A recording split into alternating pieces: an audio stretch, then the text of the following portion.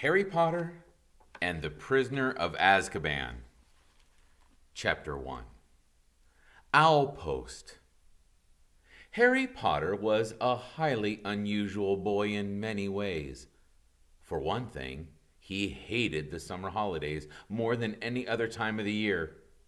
For another, he really wanted to do his homework, but was forced to do it in secret, in the dead of night. And he also happened to be a wizard. It was nearly midnight, and he was lying on his stomach in bed, the blankets drawn right over his head like a tent, a flashlight in one hand and a large leather-bound book, A History of Magic by Bathilda Bagshot, propped open against the pillow. Harry moved the tip of his eagle feather quill down from the page, frowning as he looked for something that would help with him to write his essay. Witch burning in the 14th century was completely pointless. Discuss. The quill paused at the top of the likely-looking paragraph. Harry pushed his round glasses up the bridge of his nose, moved his flashlight closer to the book, and read. Non-magic people, more commonly known as muggles, were particularly afraid of magic in medieval times, but not very good at recognizing it. On the rare occasion that they did catch a real witch or wizard, burning had no effect whatsoever. The witch or wizard would perform a basic flame-freezing charm and then pretend to shriek with pain while enjoying a gentle tickling sensation. Indeed, Gwendolen the Weird enjoyed being burned so much that she allowed herself to be caught no less than 47 times in various disguises. Harry put his quill between his teeth and reached underneath his pillow for his ink bottle and a roll of parchment. Slowly and very carefully, he unscrewed the ink bottle, dipped his quill into it, and began to write, pausing every now and then to listen, because if any of the Dursleys heard the scratching of his quill on their way to the bathroom, he'd probably find himself locked in the cupboard under the stairs for the rest of the summer. The Dursley family of number 4, Privet Drive, was the reason that Harry never enjoyed his summer holidays. Uncle Vernon, Aunt Petunia, and their son, Dudley, were Harry's only living relatives. They were muggles, and they had a very medieval attitude towards magic. Harry's dead parents, who had been a witch and wizard themselves, were never mentioned under the Dursleys' roof. For years, Aunt Petunia and Uncle Vernon had hoped that if they kept Harry as downtrodden as possible, they would be able to squash the magic out of him. To their fury, they had been unsuccessful. These days, they lived in terror of anybody finding out that Harry had spent most of the last 2 years at Hogwarts School of Witchcraft and Wizardry. The most they could do, however, was to lock away Harry's spellbooks, wand, cauldron, and broomstick at the start of the summer break, and forbid him to talk to the neighbors. This separation from his spellbooks had been a real problem for Harry, because his teachers at Hogwarts had given them a lot of holiday work.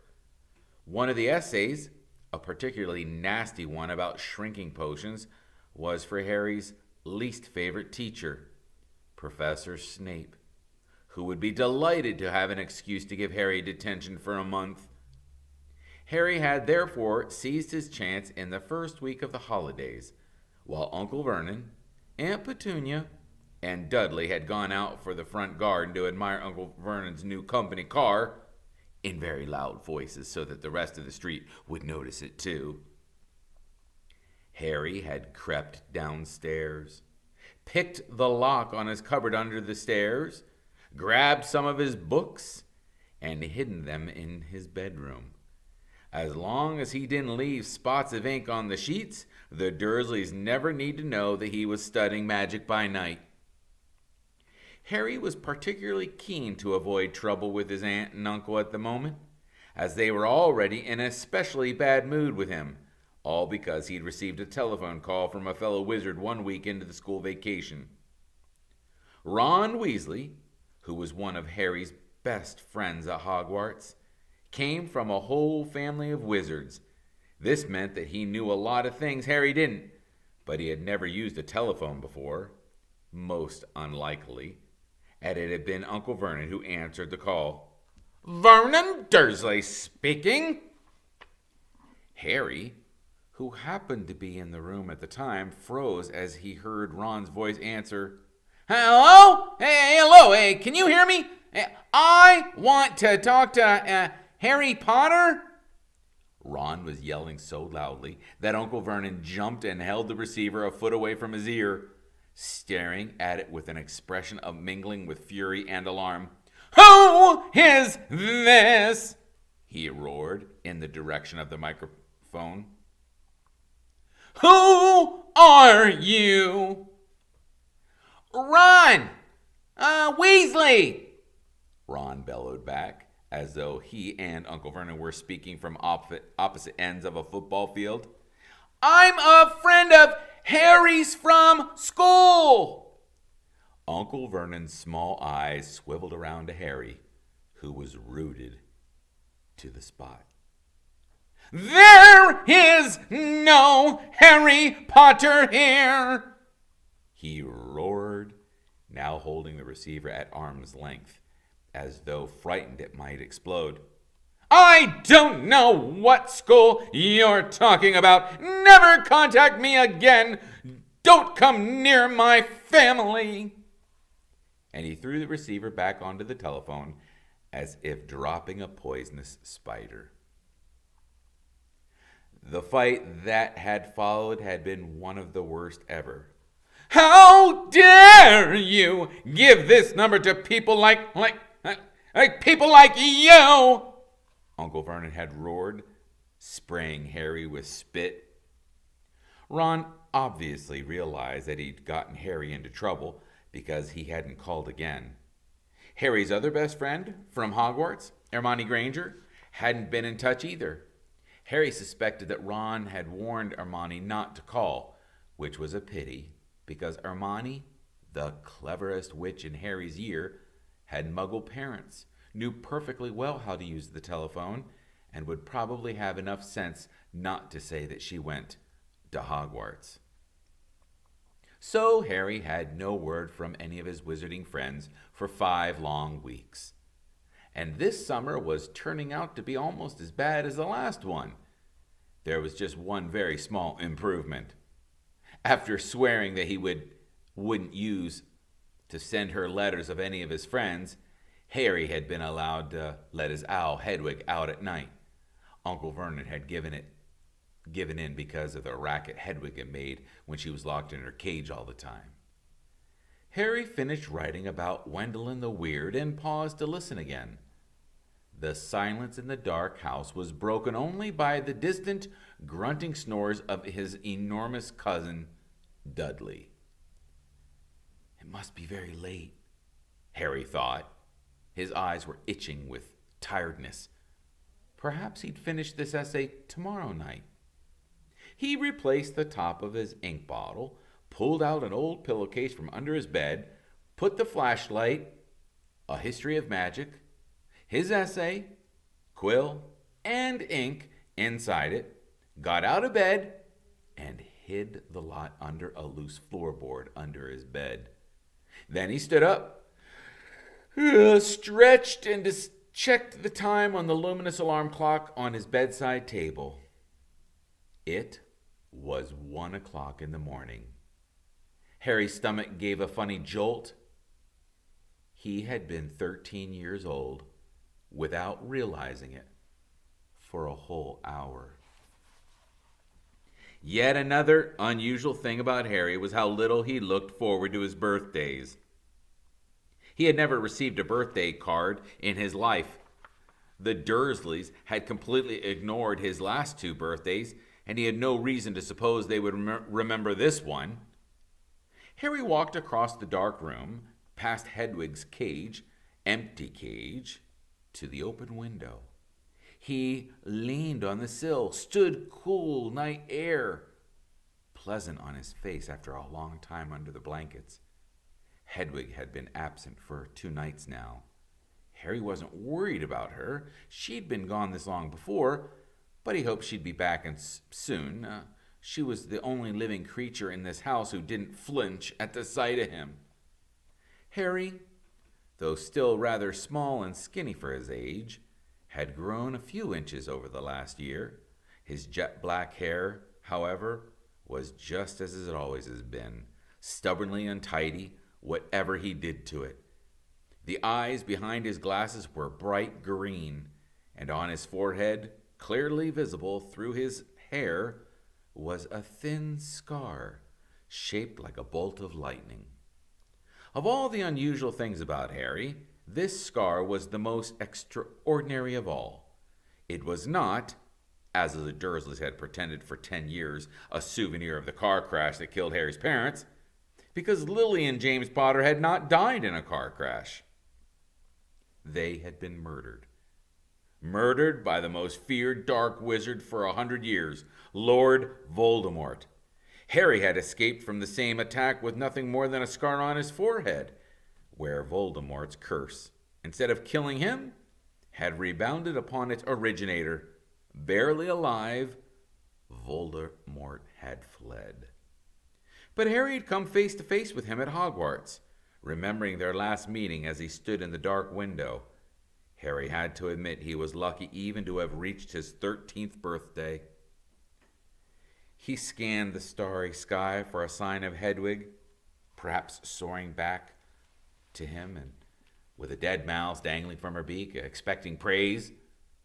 Gazing absently over the rooftops, it was a few seconds before Harry realized what he was seeing.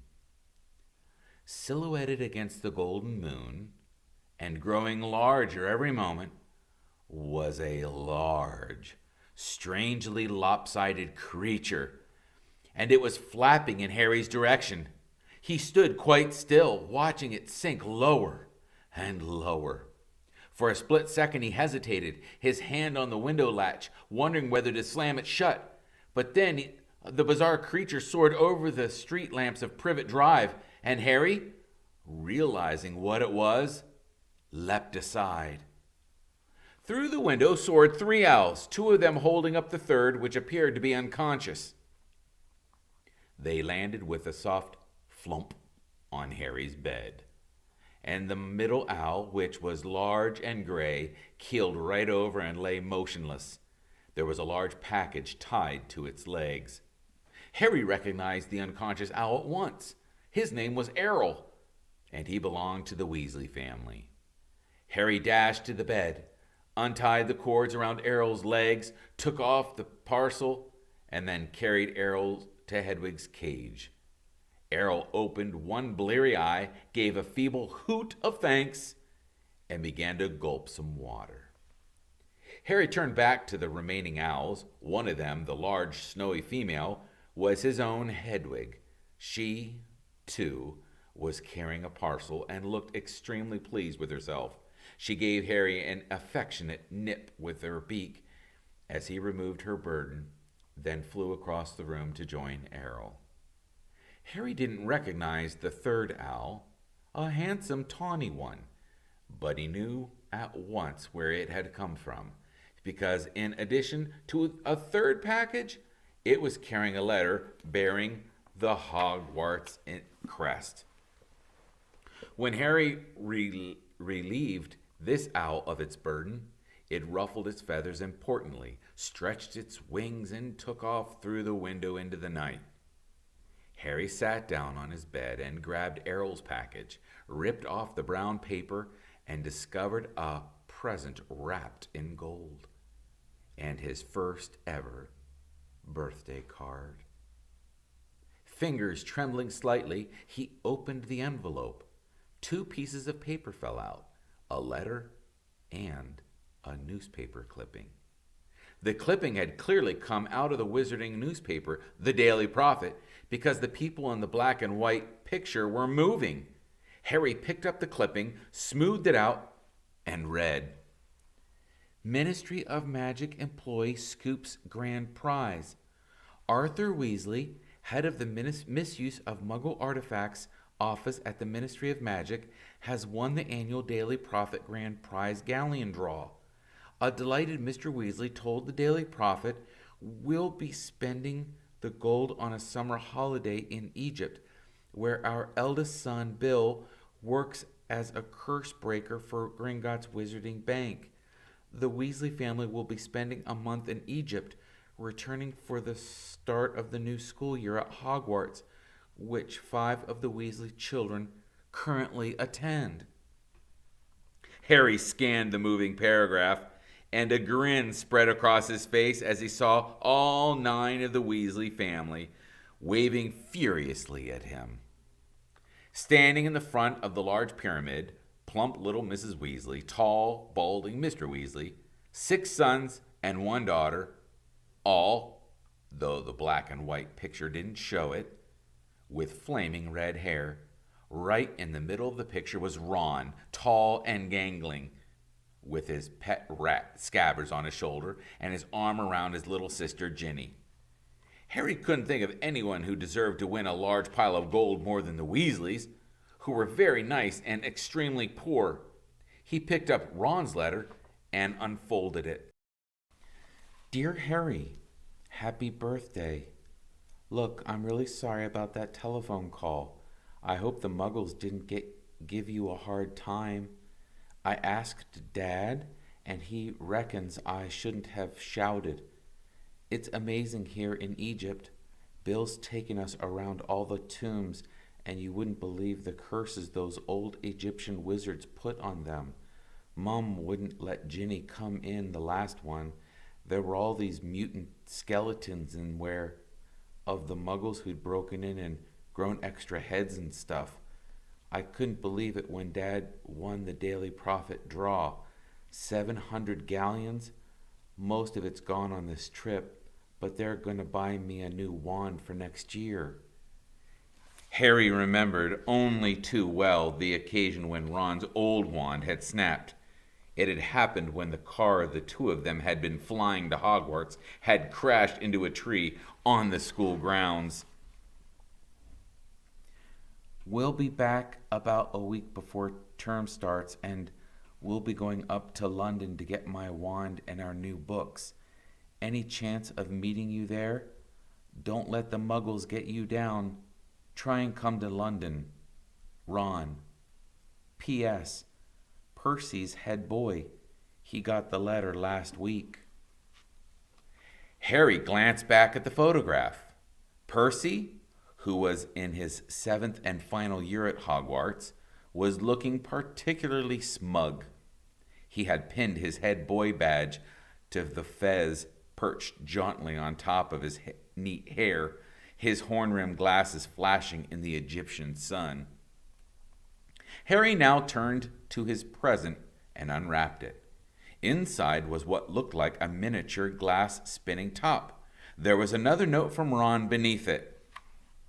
"Harry, this is a pocket sneakoscope. If there's someone untrustworthy around, it's supposed to light up and spin. Bill says it's rubbish sold for wizard tourists, and it isn't reliable because it kept lighting up at dinner last night. But he didn't realize Fred and George had put beetles in his soup. Bye, Ron." Harry put this pocket sneakoscope on his bedside table, where it stood quite still, balanced on its point, reflecting the luminous hands of its clock. He looked at it happily for a few seconds, then picked up the parcel Hedwig had brought. Inside this, too, there was a wrapped present, a card, and a letter, this time from Hermione. "Dear Harry, Ron wrote to me and told me about his phone call to your Uncle Vernon. I do hope you're all right. I'm on holiday in France at the moment, and I didn't know how I was going to send this to you. What if they'd opened it at customs? But then Hedwig turned up. I think she waited to make sure you got something for your birthday for a change. I brought your present by our order. There was an advertisement in the Daily Prophet. I've been getting it delivered. It's so good to keep up with what's going on in the wizarding world. Did you see that picture of Ron and his family a week ago? I bet he's learning loads. I'm really jealous. The ancient Egyptian wizards were fascinating. There's some interesting local history of witchcraft here, too. I've rewritten my whole history of magic essay to include some of the things I found out. I hope it's not too long. It's 2 rolls of parchment more than Professor Binns asked for. Ron says he's going to be in London in the next week of the holidays. Can you make it? Will your aunt and uncle let you come? I really hope you can. If not, I'll see you at the Hogwarts Express on September the 1st. Love from Hermione. P.S. Ron says Percy's head boy. I'll bet Percy's really pleased. Ron doesn't seem too happy about it. Harry laughed as he put Hermione's letter aside and picked up her present. It was very heavy. Knowing Hermione, he was sure it would be a large book full of very difficult spells. But it wasn't. His heart gave a huge bound as he ripped back the paper and saw a sleek black leather case with silver words stamped across it reading, Broomstick Servicing Kit. Wow, Hermione, Harry whispered, unzipping the case to look inside. There was a large jar of Fleetwood's high-finished handle polish, a pair of gleaming silver tail twig clippers, a tiny brass compass to clip your broom for long journeys, and a handbook of do-it-yourself broom care. Apart from his friends, the thing that Harry missed most about Hogwarts was Quidditch, the most popular sport in the magical world.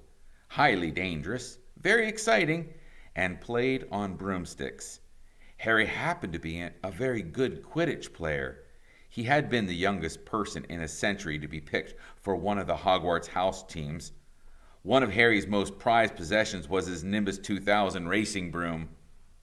Harry put the leather case aside and picked up his last parcel.